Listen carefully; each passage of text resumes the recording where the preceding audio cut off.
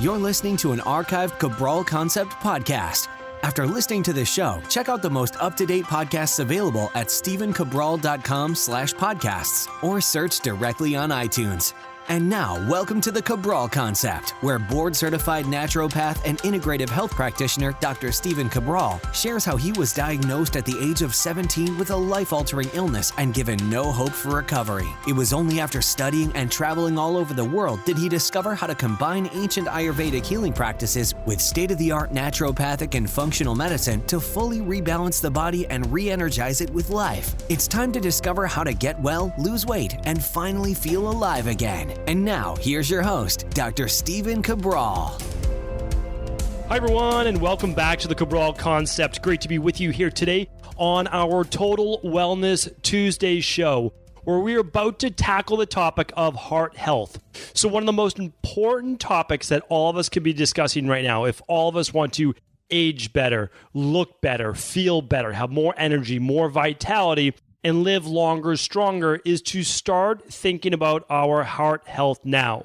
It's not something you start to think about in your 70s or 80s or beyond. Of course, you're thinking about it then because we know that it is the 25% that makes up the over 50% of the two health ailments that most people pass away from.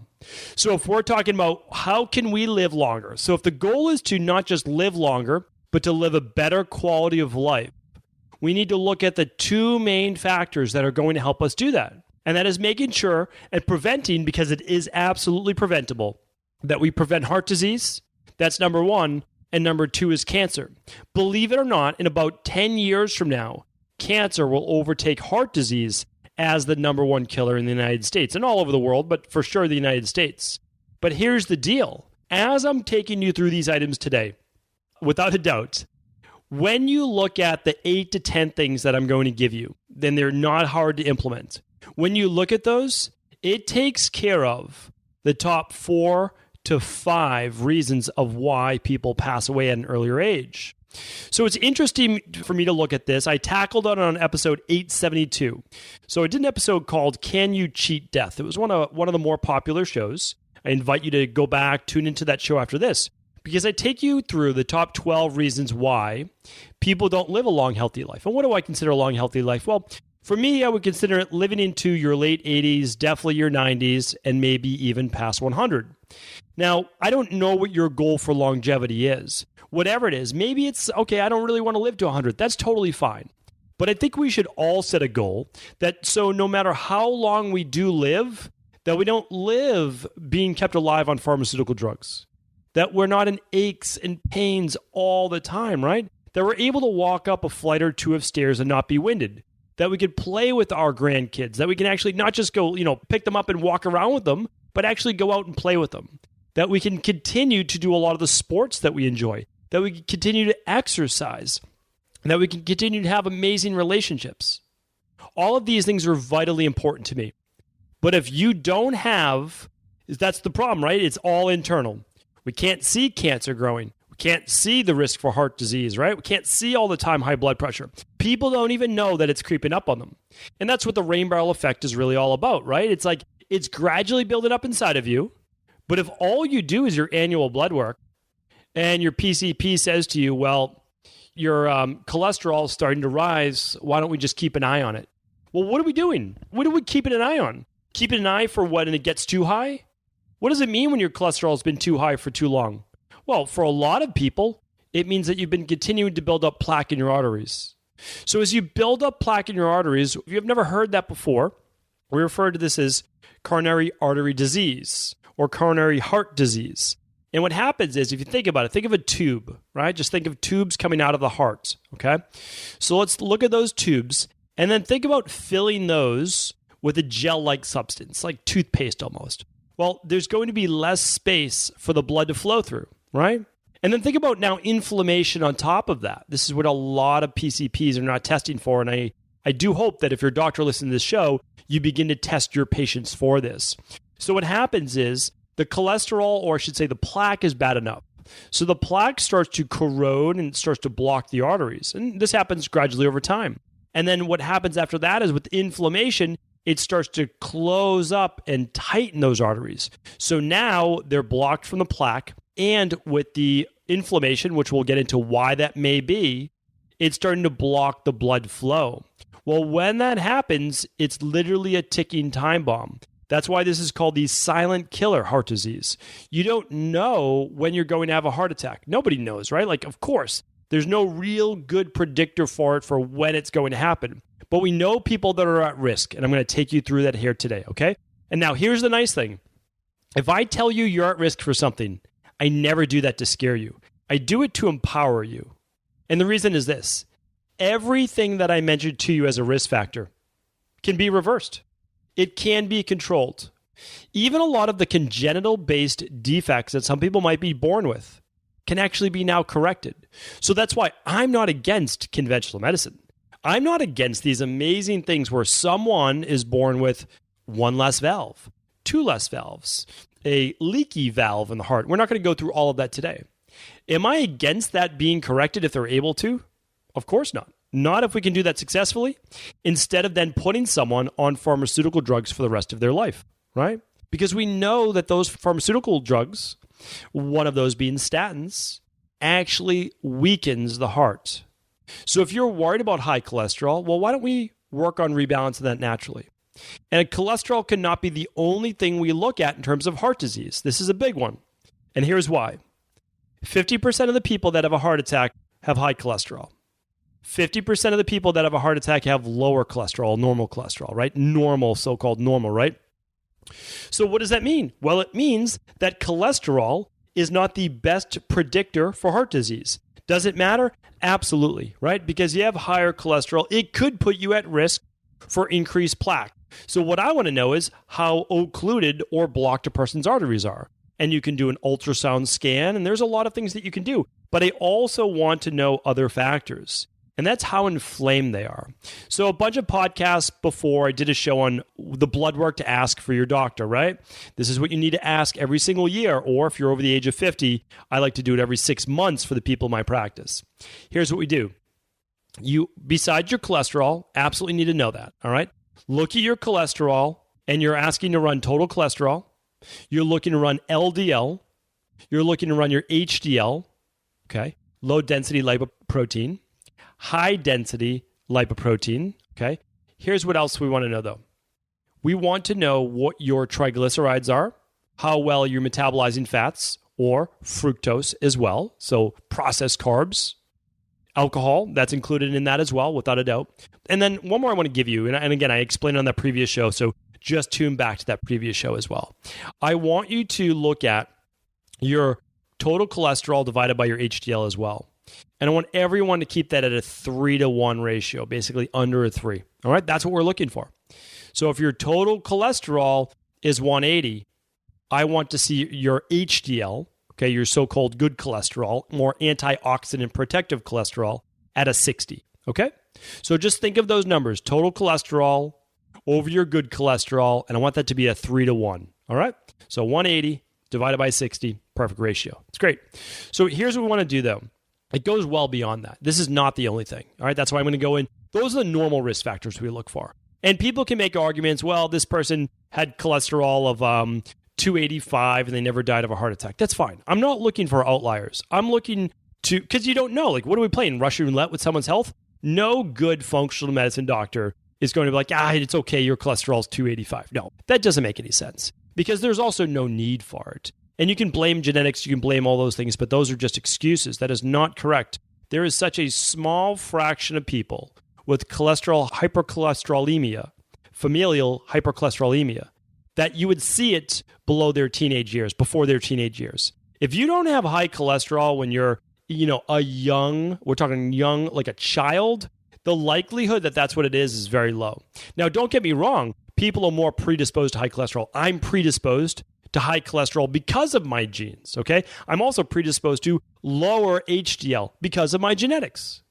Does that mean my HDL is low? No, it's a 59. Would I love it to be a little bit higher? Sure. And I work at it, but it's still good.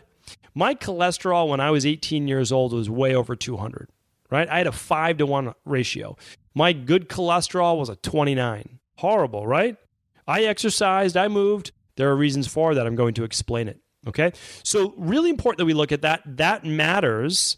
But the truth is, well, now I'm 20 years older. Why is my cholesterol better than it was then? Because genetics only allow for the expression. They do not mean they need to be expressed. If you're doing things that are biocompatible with your body. So there'll be a lot of people that say, I eat 36 eggs a week, right? Like I eat 36, I don't, but let's just say there are people out there who do that, right? And I say, okay. And they're like, my cholesterol is totally fine. I would say, that's great. That, without a doubt, then the eggs are not affecting you in that way. Good. That's fantastic. But you can't go and tell everyone else online that eggs don't raise cholesterol because they do for some people. And then you're going to say, no, that's not true. Well, it is true because there is 26% of the population that has an ApoE genotype. It's a specific allele, and it's called number 4. And those people, although it's less than, it's basically 1 out of 4 people only, that are affected by saturated fat in their diet. So that's why we can't say saturated fat doesn't affect heart disease. It does, but really just in about 26% of the population.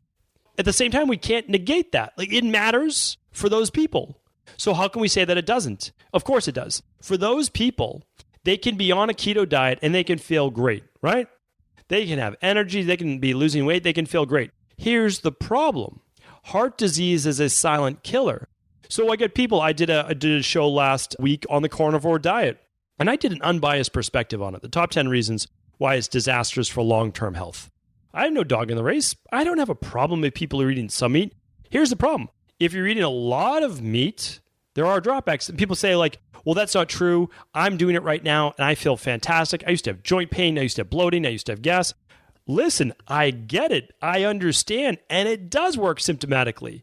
My question is, why did you have to do such a drastic elimination diet in the first place? Why can't we ask that reason? Why? Why were you bloated in the first place? Why did you have the joint pain or autoimmune? Can we answer that question? Because if we answer that and fix it, there's no need for a carnivore diet. And also, you're going to live longer because of it, because you didn't mask the symptoms by getting yourself on such a restrictive-based diet. I understand that you feel better now. You feel better now because you eliminated foods that aren't necessarily unhealthy, but because of either microbiome imbalance or other reasons, you're not able to eat them. But removing those foods can be detrimental in the long term. That was my topic there. And heart disease, very unlikely you're going to see anyone have a heart attack before the age of 40. Does it happen? Yes, very rarely. And for many other reasons, right? Medication, drugs, heart disease, not heart disease, but viruses, toxicity, other reasons like that why someone might have a heart attack at a younger age. But again, very rare. But here's the thing. So heart attacks do occur with people in their 50s, and they do occur in 60s. And a woman's susceptibility goes up drastically after menopause. So what we're looking at is this accumulation of plaque in the arteries, as well as the other factors I'm about to go into right now, that allow for this susceptibility in the 60s and 70s. And again, if average lifespan right now is somewhere around 77, 78 years, just as an average between men and women, because it's only about a 3-year difference, although 3 years does matter, right? I mean, that matters. What we're looking at is that this is the big takeaway. It honestly is. If you can prevent heart disease, cancer, stroke, diabetes, and Alzheimer's, and I'm going to share with you how. If you can prevent those 5, those are 5 of the top 10 killers in the United States. It makes up over 50%, right? Heart disease and cancer and stroke make up 50% of all the reasons why people die, okay? So now, if you add Alzheimer's and diabetes on top of that, you're at about 60%. Here are the other top 10, though. And I want you to go back to episode 872. It is upper respiratory illness, it's pneumonia, it's kidney disease, it is suicide, and accidents, preventable accidents. So again, I think we need to be sensitive around this, but if someone is depressed and suicidal, it actually increases heart disease as well. So we need to take care of that, right? But then if we look at the others, accidental death, I don't think that there's anything we can really do to control that except, live the best life that we can, healthy life that we can. And when we look at pneumonia, well, we can certainly keep our health so we don't get pneumonia in the first place. So when I'm looking at that, I'm really just saying, wow, we have a really great chance, if we follow what I'm about to share with you right now, not getting, right? Literally not dying before our time. And I know other factors all play into this. But if you don't die of a heart attack, stroke, cancer, diabetes, and you don't get Alzheimer's, which again, I did a whole 3-part series on Alzheimer's. And I really would love you to go and check that out because it is preventable. It is just because someone in your family has it. You might be more genetically susceptible, but it doesn't mean you're going to get it. That's the thing. So heart disease right now, and the reason for this topic, I just want to bring this up as well, is it was really great. I was asked to do this with about a dozen other medical doctors and naturopathic doctors this week. And I love that we're bringing medical doctors and naturopathic doctors together. And the reason this came up is that we all wanted to do 1 week around heart health.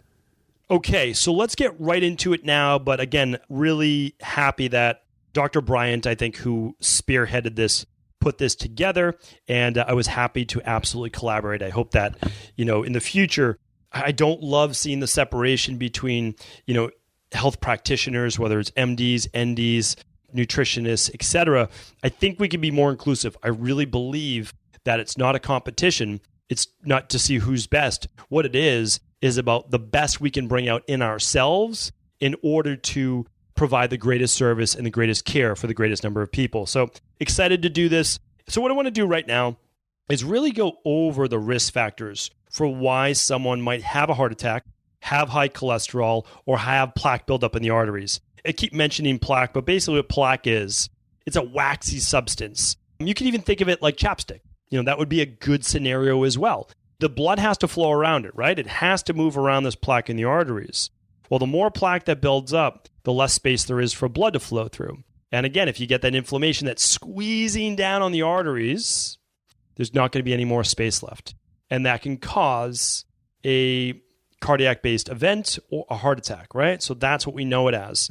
And every year, there are over, I know the statistic, like literally off the top of my head, so don't quote me exactly, but it's over 700,000 people have a heart attack every single year.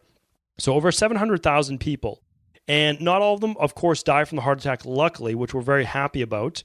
We're happy to hear that and happy that we do have so many life-saving techniques. But 610,000 people every year do die from heart disease, and that's basically 1 in every 4 deaths, in the United States. So pretty scary stuff. And that plaque is made up of cholesterol, fat, so fatty molecules, and minerals like calcium, which can lead to hardening of the arteries. So that's why, again, when I do the Cabral concepts, I try to do one topic at a time, teaching people that you don't do mega doses of vitamin D. You don't do the 50,000. You don't do the 100,000. What you do is you do it naturally, right? So in conventional medicine, we say if a little is good, why don't we just give you all 50,000 IUs in one capsule? Well, we don't do that in natural medicine. We know why, because it leads to more hardening of the arteries because it pulls more calcium from the bones, right? And we also don't give women calcium carbonate. It was the craziest thing through the 80s and 90s. Doctors still do it. They just give straight calcium to their osteoporotic or their patients that might be suffering from a bone loss. But we know that taking calcium is really just going to help maybe 1-2%, right? So what we want to do is keep those bones strong in the first place. And yes, we can use calcium if and only if it's with its partner magnesium. And that includes, though, the vitamin K, the vitamin D. It's why you have to have a good daily activated multivitamin or using the daily nutritional support shake, something like that. Okay, so the last thing I wanted to add before we get right into these factors, and there are about 10 of them, is that besides cholesterol and the other numbers that I gave you previously, which are LDL, HDL, triglycerides, and your cholesterol ratio, is that you want to run homocysteine, which shows inflammation of the arteries around the heart, and then CRP, which stands for C-reactive protein. Now, if you have normal cholesterol and you have elevated homocysteine and elevated CRP, you can still have a heart attack. That's the crazy thing because there's still inflammation, which still closes down and pinches those arteries. So that matters, right? Because that creates tension in the arteries.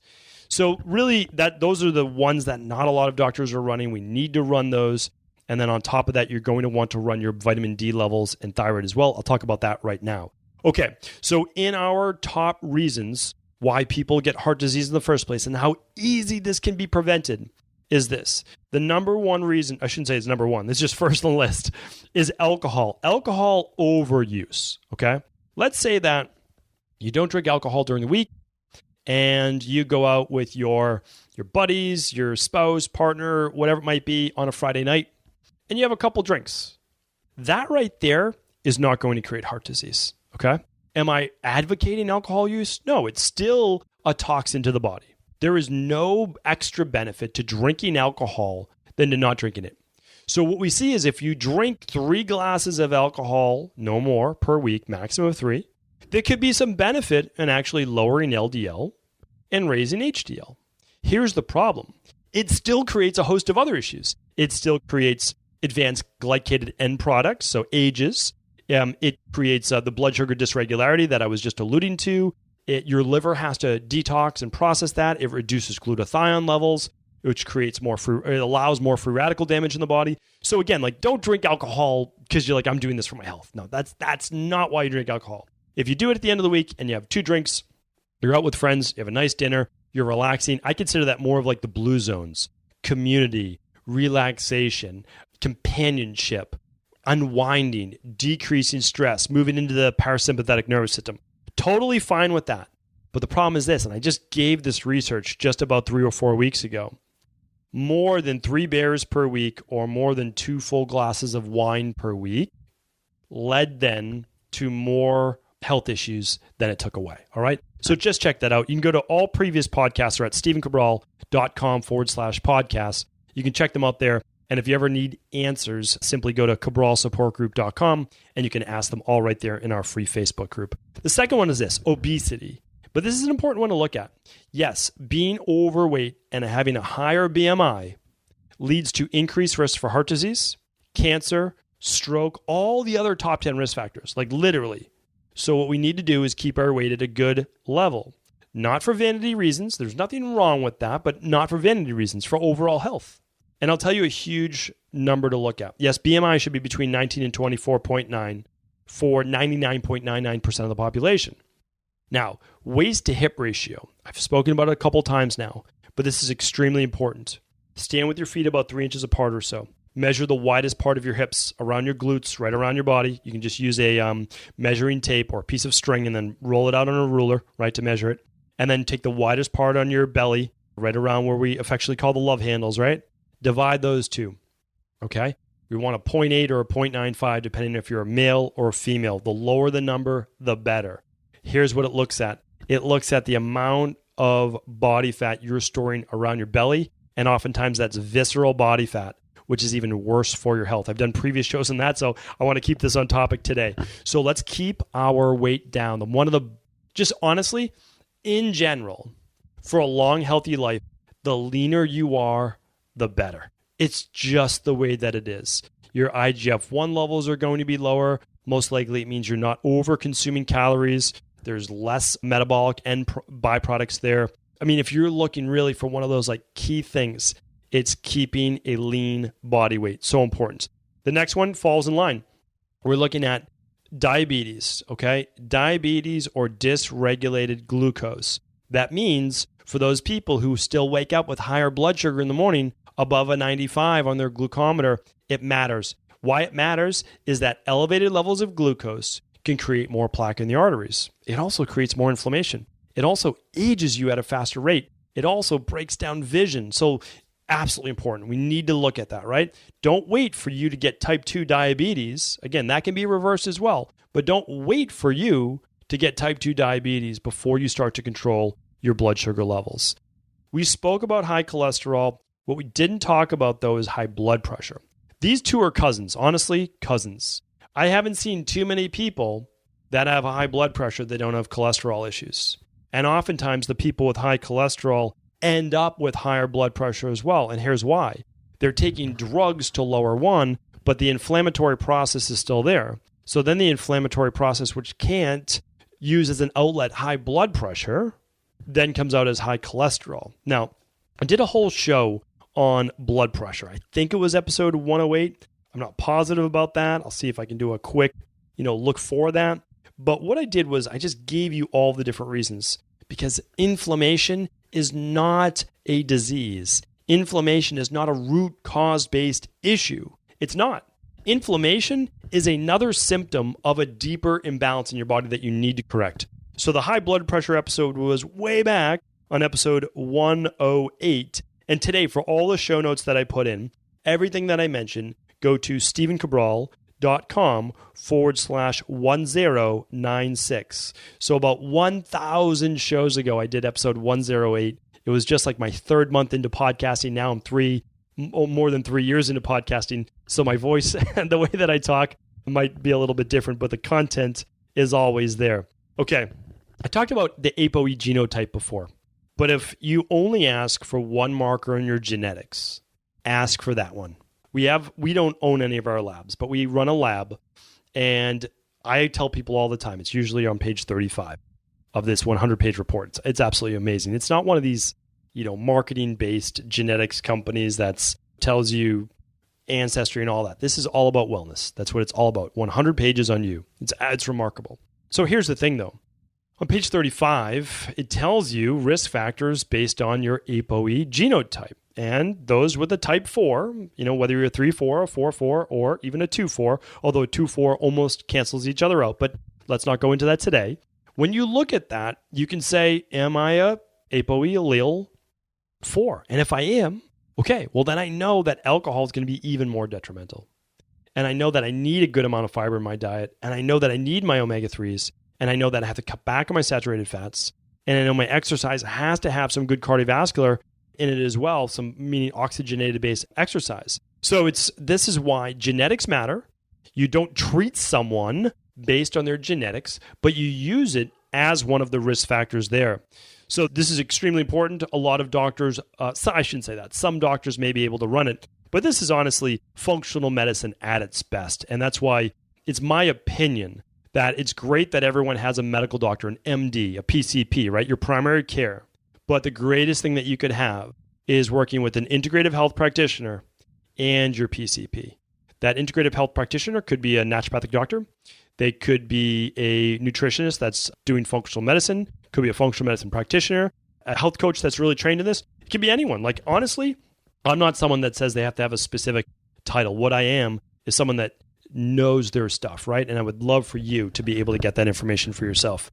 All right, here's an interesting one. I didn't want to give you all the easy ones, right? Like, people know, okay, I need to keep a good weight. I can't overeat. I can't, overindulge in alcohol. I need to watch my blood pressure. Yes, that matters. Another one like that is smoking, right? You can't smoke. Honestly, in this day and age, you can't smoke.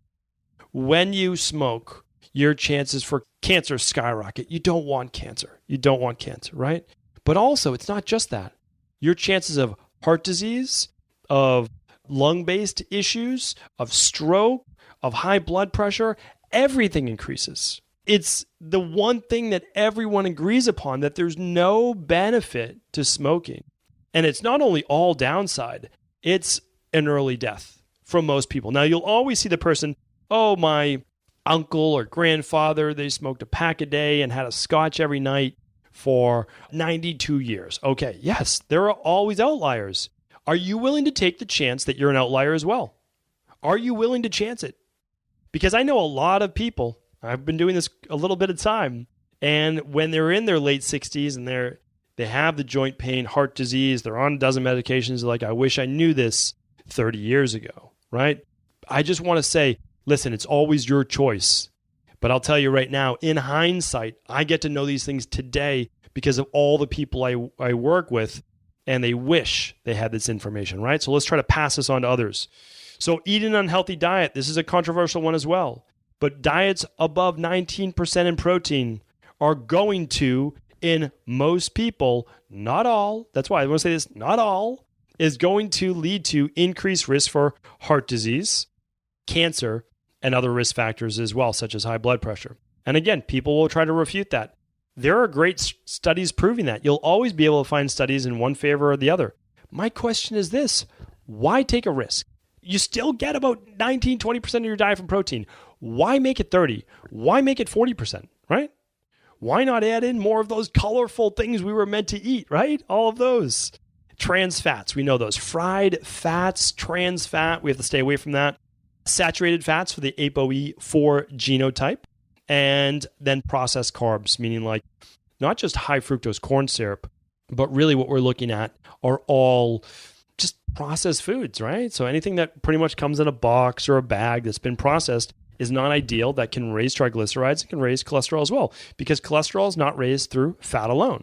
There are different triggers for different people. Okay, a couple others that we should talk about is this: over-exercising or under-exercising. I know that's crazy, but those people that run marathons and run triathlons, like the Ironman triathlons, have a higher risk for dying of heart disease. And the reason is this: they're creating what are called micro tears in their arteries and in their heart, which is rebuilding with scar tissue, or creating more inflammation, which is creating more plaque. Okay? That's very well documented now in marathoners. And since an Ironman is a marathon, after you just did 100 plus miles biking and a couple miles swimming, you can believe it's as worse, it's as bad, if not worse, because it's like 3 of those.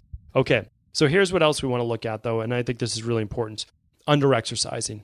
It does not take a lot, but about 30 minutes most days of the week. If you just did the 30 minutes, it would be about 5 days of the week. So what I'd like you to do is just get yourself out there walking 10,000 steps per day. Work up to it. You can do that. And if you do that, you're already well on your way. And I would love to see a couple resistance and cardio-based days per week. You can even do them just even every other day. Shoot for Monday, Wednesday, Friday, Tuesday, Thursday, Saturday, plus your 10,000 steps per day. It's a great place to start. I outline all of this in my book, The Rain Barrel Effect. So a couple other factors. Depression. If you're dealing with clinical depression, okay, if you're dealing with clinical depression, we want to work on that. We want to look at neurotransmitter function. We want to look at hormones. We want to look at thyroid. There are other factors that lead to depression, which can then lead to heart-based disease. Important to look at this. Another one, low levels of vitamin D. Almost nobody talks about this. Lower levels of vitamin D can lead to higher levels of cholesterol. Vitamin D helps to regulate the immune system. It helps to regulate inflammation. So much of heart disease has to do with inflammation as well.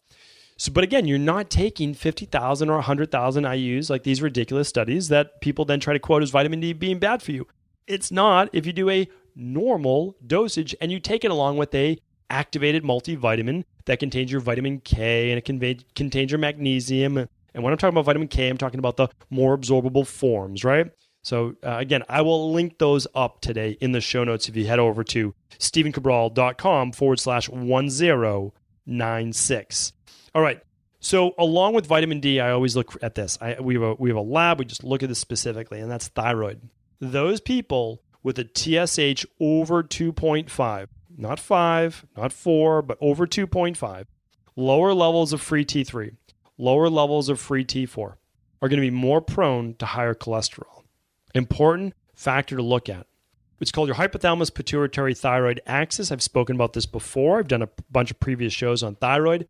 And it also has to do with this other thing as well, which is high catecholamines, that just means stress hormones, such as adrenaline or norepinephrine, and high cortisol, that we call glucocorticoids. Glucocorticoids raise blood sugar, right? But they also what? Catecholamines tighten those arteries, put tension on the arteries. It can lead to increased inflammation once that comes down as well, meaning the stress. So we have to control stress. So we look at the adrenals, we look at how much stress hormone they are producing, because I'll tell you right now, I work with people in my practice and their arteries are clean. Their diet is clean. They maintain a good weight, yet they've had a heart attack. How is that possible? It is possible when you have high levels of catecholamines and glucocorticoids, which are stress hormones. So stress can lead to heart attacks, okay? And we know this. But that just goes to show you one of the reasons why you can die of a heart attack without having high cholesterol or having a lot of plaque in the arteries, because you can still lead to that dramatic constriction as well as the imbalance in electrolytes, okay? And remember, your heart is an electrical system. So I just want to do one more for today. We'll just go over that. And then what we'll do is we'll move on to the rest. The last part is looking and controlling inflammation in your body, right? So here's the thing. You don't know. You just literally don't know what's going on inside your body. You can't feel it, okay? Some people, yes, of course, you get chest pains and tightness. That's down the road, though. I mean, if you're feeling that, you need to do extra work. But here's the thing. A lot of people feel the other symptoms. The joint pain, the fatigue, the brain fog, the fuzzy thinking, sometimes headaches, swelling of the ankles, all of those things can be early warning symptoms of heart disease, stroke, high blood pressure, and much more. Okay? So we need to start doing the work now. And that means we need to get into a regular exercise program. We need to make sure our weight's at a healthy weight, right? Look at that waist-hip ratio. Look at BMI for most people. Again, like I've been in the fitness industry for a million years. I get it. I understand it's not the best thing for everybody. But honestly, the people that it's not the best for are adding a lot of muscle, or they're more of an endomorphic body type and they're just right on the borderline. But almost nobody, let's just put it this way. Most people, they're good within that. And the waist-hip ratio is even more important. If you smoke, we have to get you to quit. I know it's easier said than done, but everything in your power, whether it's hypnosis and specific substitutions for right now, whatever you need to do to stop, we need to do that. Cut down on alcohol. I know that for a lot of people, it's an easy way to unwind at the end of the day. Begin to create new rituals that allow you to unwind in different ways. Maybe it's exercise. Maybe it's a different type of non-alcoholic beverage. Let's start to look at those things instead. What I want you to do is run annual or every 6-month blood tests, as well as other hormones. So we have a lab called the thyroid adrenal hormone. And again, we don't own any of these labs, but the thyroid adrenal hormone is an amazing lab that looks at all your stress markers, your testosterone, your estrogen. It looks at all of your thyroid-based markers, and it's absolutely incredible, right? It looks at vitamin D, it looks at insulin, it looks at hemoglobin A1C. So it's looking at blood sugar. It's fantastic. And those will give you a lot of the other predictors for heart disease, stroke, even Alzheimer's. Again, check out the previous show because Alzheimer's is what they're now calling type 3 diabetes because really we're talking about an inflammatory-based issue that's affecting the brain from a multitude of different factors, right? So really important to look at that. Just a couple other things. We know that there's so many great nutritional supplements you can use, right? There's so many products. You can use the most activated form of CoQ10 called ubiquinol. Great product. But again, there's so many, right? You could use turmeric or curcumin to help to control blood sugar levels and inflammation. But what matters is that you start with a foundational-based program that you use those other ones, I call that icing on the cake, tier 3 supplements, to build off of those, right? So start with something like the Daily Nutritional Support Shake, Daily Fruit and Vegetable Blend, which is what? 100% of your multivitamin, right? And minerals and electrolytes and detox factors, 15 grams of hypoallergenic vegan-based protein to start your day with. Nothing inflammatory, hypoallergenic, no soy, no corn, no any of those things. But here's the other thing. It then allows you to put the other great substances in your body and for them to be more balanced. Because you don't really want to cherry pick all these different vitamins without giving yourself a true foundation. And then after that, the Daily Fruit and Vegetable Blend or something like that. You never have to use these specific ones. You can just make sure that yours matches up. That's all that matters to me, is that you're doing the foundational base work, that you're using a rainbow color greens, right? So it has fruits and vegetables and superfoods in there, organic base that allows you then to get all the healing power of those phytonutrients to help reduce inflammation.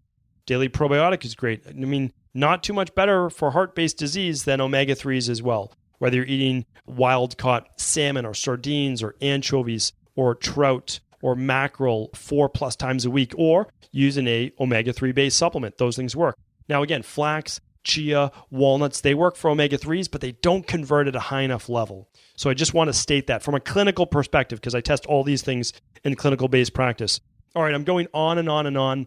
Hopefully I gave you a good amount of information today. This was kind of one of those big shows that I just believe heart disease is not something that anyone needs to die of. I really do not believe that. Such a small fraction of people should really be at that high susceptible level. We can do so much within our diet, our environment, our lifestyle, our foods, our nutritional supplements, our stress. We can take care of all of those things.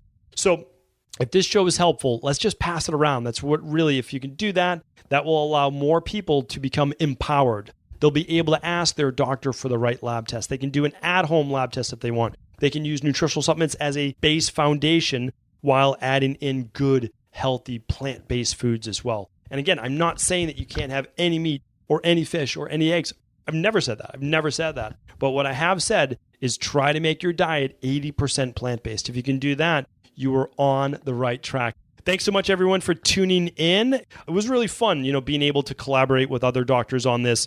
Hopefully this was helpful. Please do feel free to share it with anyone else you believe it could serve. Take care. Ever wonder what the best sauna, blue blockers, sleep trackers, wake lights, salt lamps, or other health gadgets are?